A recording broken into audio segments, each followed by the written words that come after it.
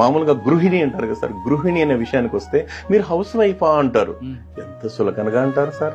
అదే house wife అనే విషయానికి వచ్చినప్పుడు ఆ మహాతల్లి ఉదయం నిద్ర లేచింది మొదలుకొని సార్ తెల్లారు అంటే సూర్యుడు ఉదయించక ముందే నిద్ర లేచి ఆ తర్వాత ఆ ఇంటి పనులన్నీ చక్కదిద్దుకుని తను తింటుందో తినలేదో బిడ్డలు క్యారియర్ కట్టేయడం, వాళ్ళకి మంచిర్లు చూడడం, స్కూల్కి పంపడం, మళ్ళీ ఇంటి పనులు చూసుకోవడం, మళ్ళీ మధ్యాహ్నం భోజన కార్యక్రమం, ఆ తర్వాత భర్త ఇంటికి వస్తే భోజనం పెట్టడం, మళ్ళీ సాయంత్రం మళ్ళీ పిల్లలు ఇంటికి చూసుకోవడం, మళ్ళీ ఈ ఇంట్లో ఉంటాయి కదా సార్ ఇంటి పనులు, ఇంటిల్లి పాది పనులు అంటే ఒకటేని కాదు సార్.